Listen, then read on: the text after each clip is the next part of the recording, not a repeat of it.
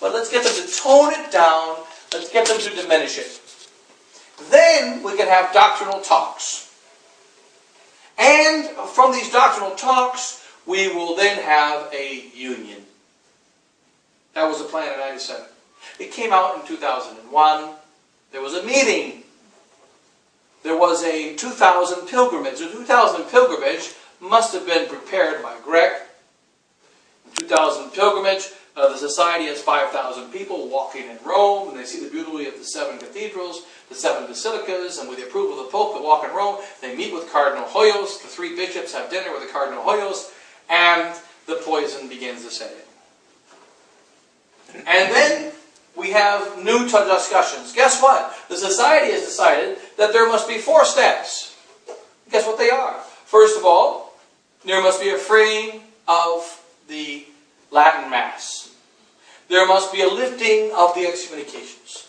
And then only if they fulfill these 2 conditions that we've already talked about 6 years ago in secret, then we will have doctrinal talks, which we discussed with Cardinal Hoyos in 2002, but now is a decision of the General Chapter in 2006.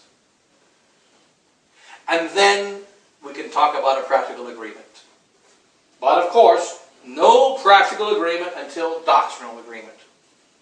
This is already a slide, because it used to be, we will not be with the modernist Romans until the light of faith shines over Rome again. Then we'll be with the Romans.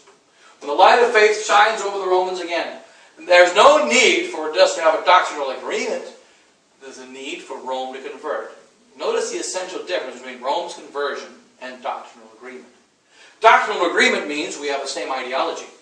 It does not mean that Rome converted. Rome converts means Rome returns to the traditional Catholic teaching. We have doctrinal agreement might mean we change to the new teaching. Or we change halfway to the new teaching, and they change halfway to the old teaching, and we have an agreement. Agreement does not mean conversion.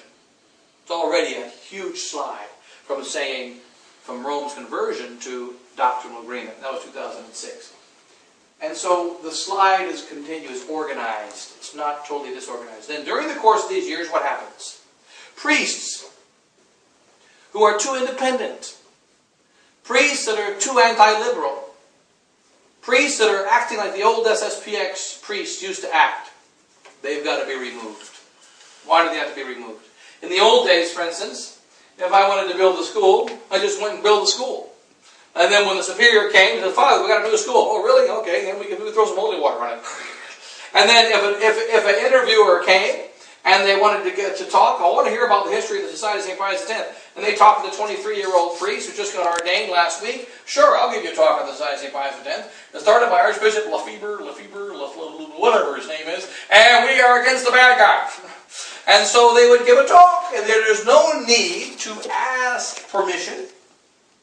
There was none of that.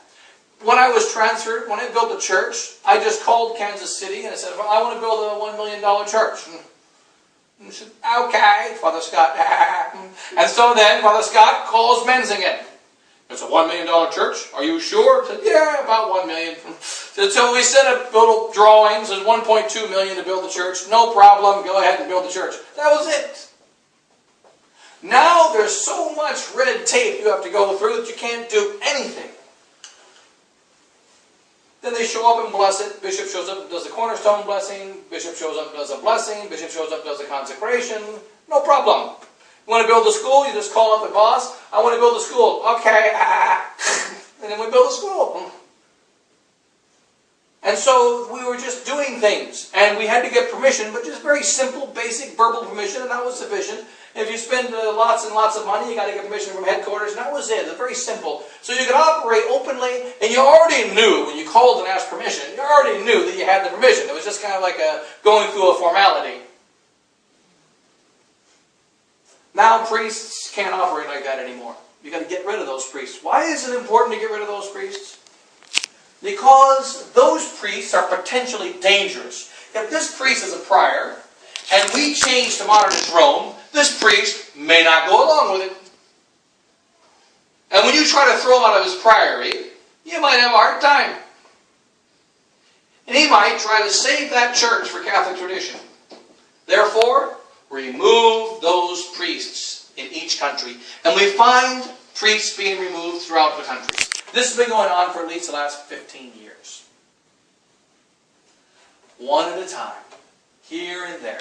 You replace them with young priests. Young priests, we've always had young priests in society, but young priests who don't have any gumption, who have no fire, who don't have any desires except for, let's just do my job, do whatever the boss tells me to do, and keep things going, but I don't want any more headaches. Father, you want to say an extra Mass? No, I don't want to say an extra Mass.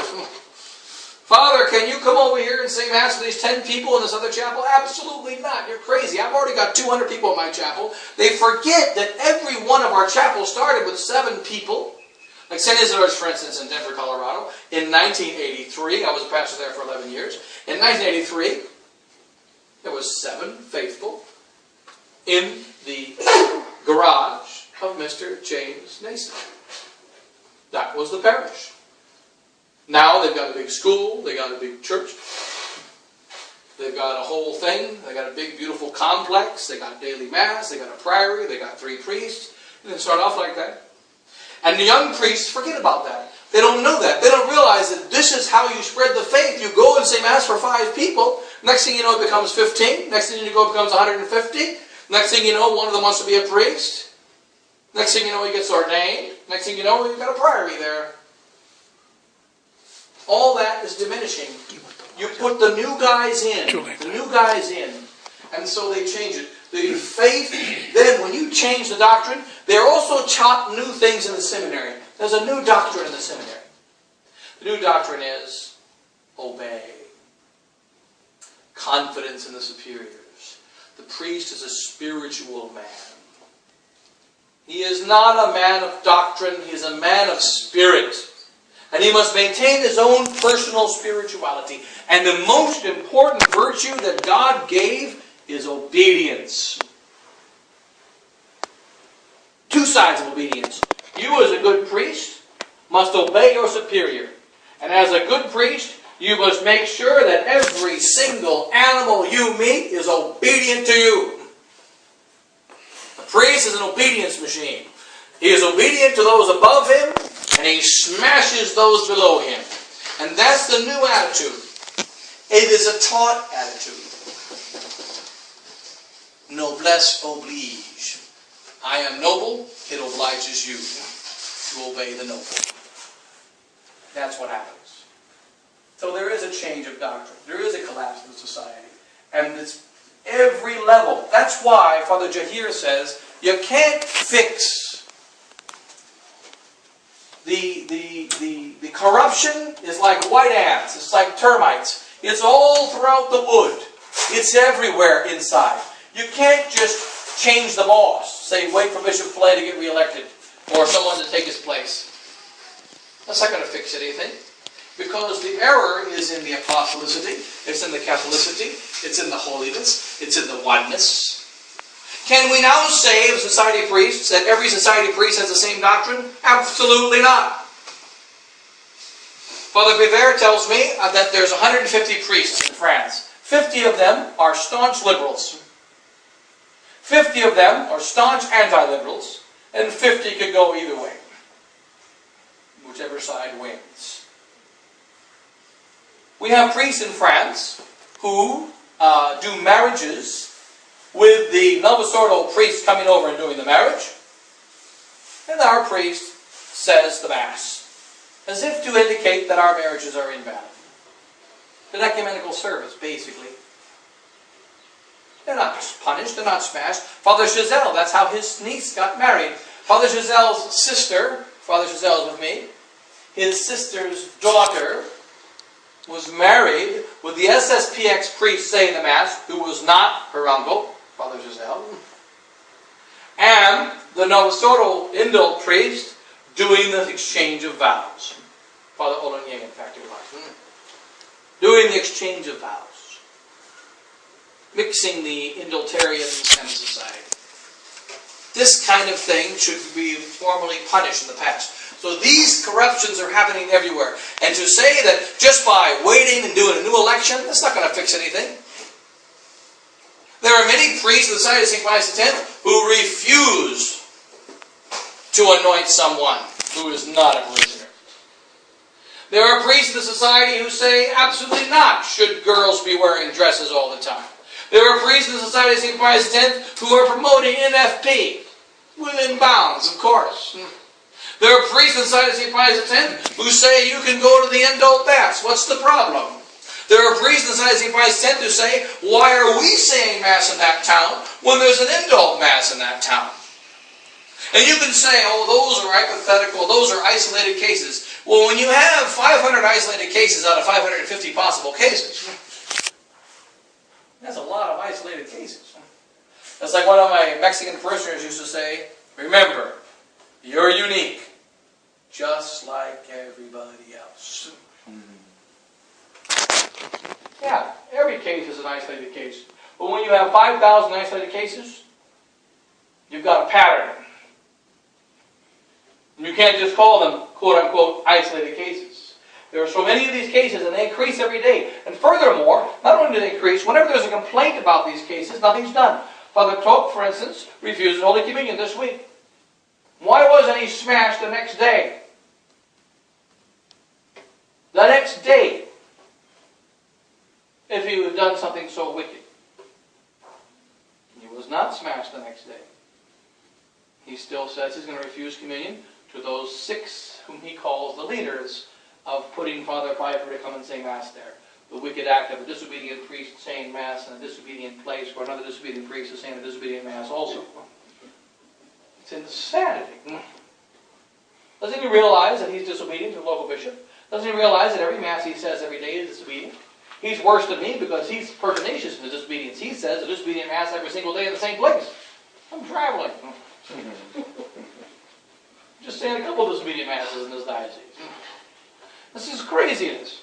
And so so we have a different, the oneness of is damaged and destroyed. There are priests in society who believe that we have to accept Vatican II in the light of tradition. There are priests in society who believe, just as we always used to believe, Vatican II is extremely bad and must be completely thrown out in toto. There are priests in society who believe it's half and half, and so on. All kinds of variety of teaching in the priesthood society. The unity of faith isn't there anymore. There are priests in society, for instance, as regards the sacrifice, who don't say the prayers after low Mass. Much of the time. Other priests say it every day. It's one of the scandals in Post Falls. Why is it that they're skipping the prayers after low Mass? Well, it's not part of the Mass, right? It's just a requirement of Pope Leo XIII. And so there are all kinds of changes. Remember this, the liturgy, Oremus pro perfides Judaeis. You know, almost every priest, at least in the English-speaking world, always says Oremus pro perfides Judaeis, from the prayer for the Jews, to pray for the perfidious Jews. And now, you know, they've changed that. Confiteor. Some maybe are changing the Confiteor also. No longer some. I think most are still doing the Confiteor. But we're finding changes. Inconsistencies. One priest is a very strong anti-liberal. Another priest is pro-liberal. Another priest is in between. We have no longer unity in the society. And one of the sure signs is all the talk of unity. We're united. We are one. We are so together. It's just like when you go to a restaurant. If you go to a restaurant and it says good food, don't eat there, because that means they serve garbage. When you go to a restaurant that serves very good food, it says filet mignon, it says the names of the various dishes that are all wonderful. But when it's a bad restaurant, it always says good food. And what does a used car salesman tell you? Trust me. You can trust me. When you hear that, you're in trouble. And what are we talking about now in the new society? You can trust us. Archbishop Lefebvre never said that. And we are united. Never mind the fact that we've kicked out one of the 4 bishops, that the 3 bishops are fighting against the 1 bishop, and we're trying to get them to shift sides, so now it's 2 against 2, and then they finally got Bishop Tissier half on one side, and then Bishop Williamson's thrown out. Well, obviously we're united. And then the priests, 30 of us are thrown out, but of course we're united, and the faithful are united. They're so united in Brisbane that some of them can't go to communion anymore. And we speak of unity, unity, unity. It's blown apart. How did this unity get destroyed? First, there was a destruction of apostolicity. Then there was a destruction of Catholicity. Then there was a destruction of holiness. And then there was a loss of unity. And just by changing bosses and changing paint and putting a new paint job on the society, it won't fix it. There's only 2 ways to fix it, says Father Jair, a 76-year-old priest in Brazil. All the priests that are faithful have to get together and throw out all of the bad superiors. Not some of them. Number 2, if they cannot throw them out, then they have to leave and start all over. Exactly like the Franciscans did, like St. Teresa. He said, you must do what St. Teresa did. St. Teresa of Avila. St. Teresa of Avila, the Carmelites have been around for over 1,000 years. She couldn't fix the Carmelites. They were too corrupt. So she had to form another branch of Carmelites following the traditional rule that were completely independent from the corrupted Carmelites. This is the only practical answer to the present crisis in society. And somebody's going to have to wake up and see it. This is the elephant in the living room. What are some priests saying? There's many good priests in society. Of course there's many good priests in society. There's many good faithful. Of course there's many good faithful. But don't forget that there's many good priests in the fraternity of St. Peter. There's many good priests in the diocese. There's many good priests in Rome. There's good faithful everywhere in the world. Many of them, when they die, they're going to go straight to heaven. Whereas many of our people, when they die, they're going to go straight to hell. We are not about good people and bad people, nice people and mean people. We are about the doctrine of the faith. We are about the Catholic Church. And when we see that this organization, called the Society of St. Pius X, is so inundated in all of the 4 elements that make it Catholic, so corrupted in all the 4 elements that make it Catholic, then we have to face that fact. The only way to clean it up is to stand up and say, there's dirt on the wall. Like my brother Bill and his little kids. He says, the girls, clean up the floor. And there's toys on the floor, and there's garbage on the floor, and they said, it's fine, I can't see anything. He goes, pick that toy up, and they picked it up. It's all clean now. What's dirty? He goes, that's dirty. Well, okay, is it done now? No, that. No, that. So he has to point out every single toy and every single dust bunny so that they clean it up, because the little girl can't see it.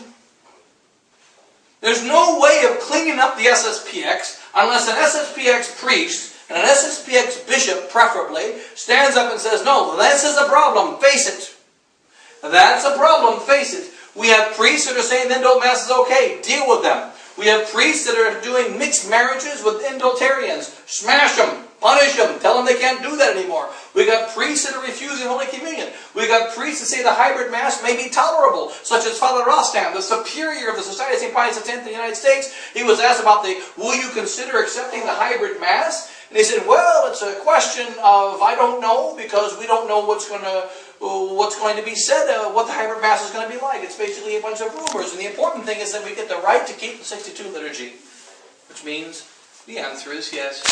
We're willing to consider accepting the hybrid Mass.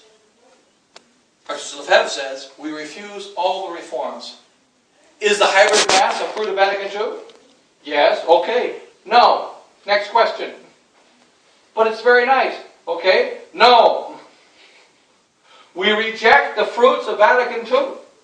Very clear, very precise, our teaching. No more in the Society of St. Pius X. So just by changing out a bishop, changing out a local superior here and there, won't fix the problem. It's trickled all the way to the bottom. Why isn't there a great uproar? If the society was healthy, there would be a great uproar. The fact that there has not been a great uproar means the society is in stage 4 and stage 5 of cancer. Therefore, we have to take action now and resist now. So these 4 marks have been obliterated, they have been damaged, they have been wounded gravely in all the areas and not just one.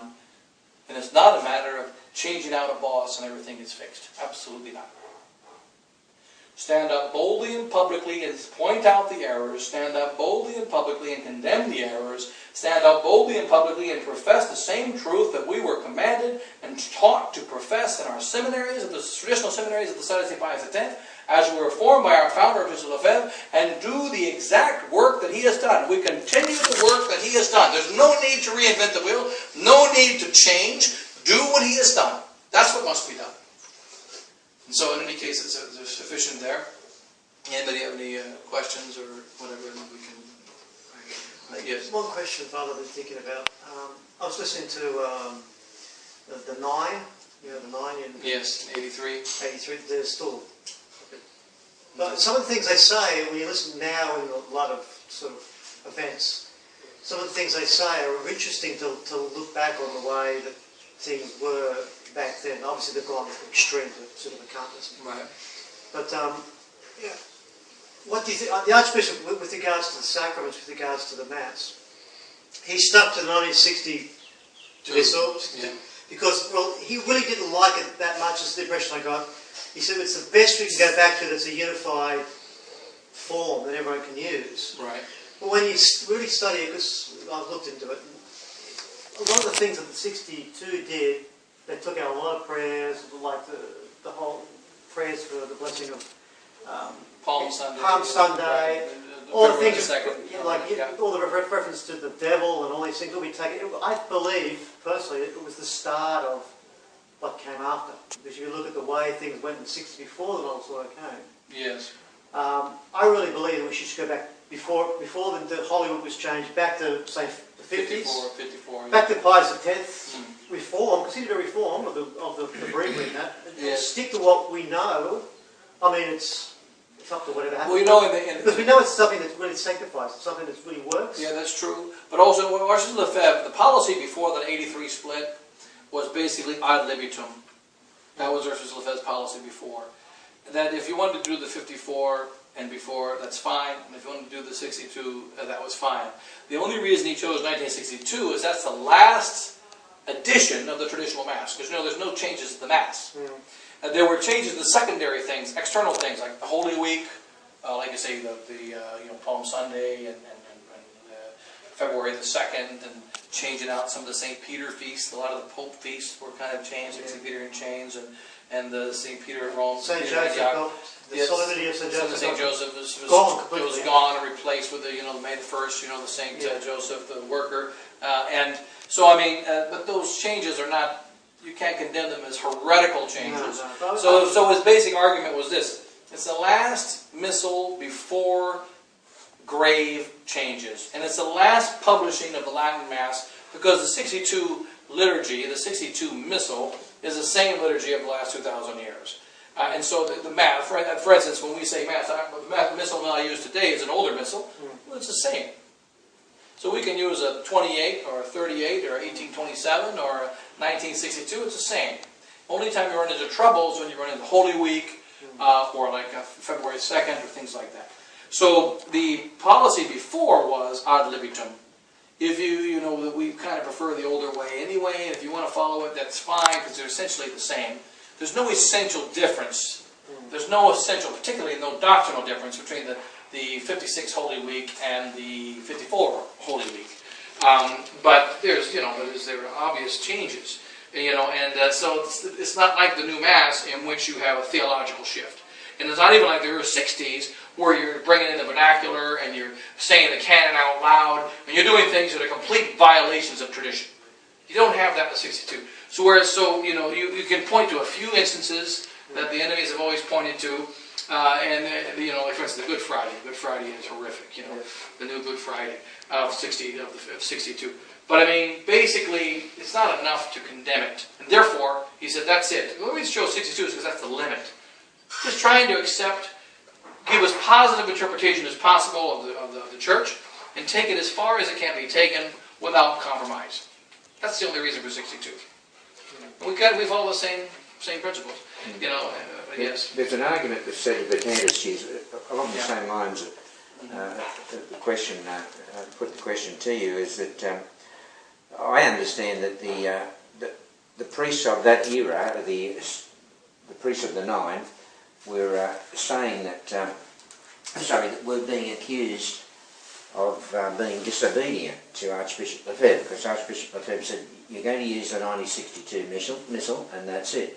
But they wanted to use the previous missal for the reasons stated, and I think there were good reasons for saying what they did. But I think obedience got caught up in that, and then later on came the problem with the Pope. They wouldn't accept what... Well, I think the papal thing was there from the beginning. Like apparently one of the priests said, now I don't mess up which correct name, you know, is that it was known that I was a sedevacantist when I went to the seminary. And, you know, there was one of the priests that signed, one of the priests who signed the document in 1984, I won't say his name, but he was one of the priests who later joined the Nine, and he says, you know, I took a vow that I accept the Pope as the Pope, but I only did that because they forced me to do it, or else I wouldn't be ordained a priest, and it was known that I was a sedevacantist before I went to the seminary. So obviously that's not a cop-out, right? If you take a vow in front of the tabernacle, you accept the Pope as a Pope, and you're lying, that's called sacrilege, right? See, if they're not going to ordain you because of that, well then you have to stand for what you believe is the truth and not be ordained. If you lie in order to get ordained, well that's obviously a sin, sacrilege. Remember, a couple things to remember about the Nine. In the case of the Nine in the United States, there's some unique elements. One of them is, during the 70s, they put the names of the properties in their own personal names. They legally prepared a split before it happened, years in advance. This is the proof that they were looking for the day and the excuse that they could break away. When they did break away, they took the properties with them. Two places where there was a massive disaster that was never fixed was New York City and Cincinnati, Ohio. We've never recovered in those two places. Our headquarters in the Northeast was New York City, basically just outside of New York City in Long Island, and Nassau County. And in Cincinnati, Ohio was our largest parish of the society at that time. A big school, St. Gertrude's, and a parish. It all was taken by them. We never got the properties back. We lost our largest parish, and we lost, St. Mary's, Kansas later on became the largest parish, but we lost our largest parish, we lost our largest school, we lost our headquarters, we lost all these properties because they had prepared legally for it in advance. Secondly, they're sedevacantists. They were sedevacantists, most of them. And then thirdly, the disobedience was a specific disobedience about Father Collins, I believe it was, who was assigned to be stationed in St. Mary's, Kansas. They weren't forbidden to offer the old liturgy. In St. Mary's, Kansas, Father was assigned to St. Mary's, Kansas, and when he went there, he said, I refuse to go there, because that's the district of Father Bolduc, and he says the 62 liturgy, I won't go there. Bishop Farshid said, no, you're a newly ordained priest, you just got ordained in May, you're going to go to your assignment. He refused. When he refused, then the priests of the Northeast District, Father Sanborn, for instance, who was superior, Father Kelly, who was a superior, and Father Sanborn, who was the rector of the seminary, they united behind the priests, and that became the occasion of the May split of '83. And then it escalated to property battles, and, sedevacantist battles, and, but it was an act of disobedience, refusing to go to an assignment. And this refusal was used as an occasion rather than a cause to achieve something they were after anyway, which is the taking of the properties, the hijacking of the society, and they did it. They were the only departure where they took the properties, took the parishes, and it was well prepared in advance. They took Archbishop Marcel Lefebvre to court. They mocked him and dressed him down in the courtroom. So, and then, of course, the sedevacantist issue was in the Roman Catholic magazine, which was at that time was a Catholic Society magazine, in many articles there talking about the Pope, the papacy, and the sedevacantists, and so on. So there's no comparison between that event and any other departure in the history of the society. So, you know, there's big, big differences, you know. And whereas in this case, what we're dealing with is the SSPX is departing. The superiors are departing. They're no longer teaching what our fathers taught us. Bishop Fillet is speaking like Dom Gerard. He's speaking like Father Bizik, two priests that left the society. He is not speaking like our Jerusalem. Anything else there?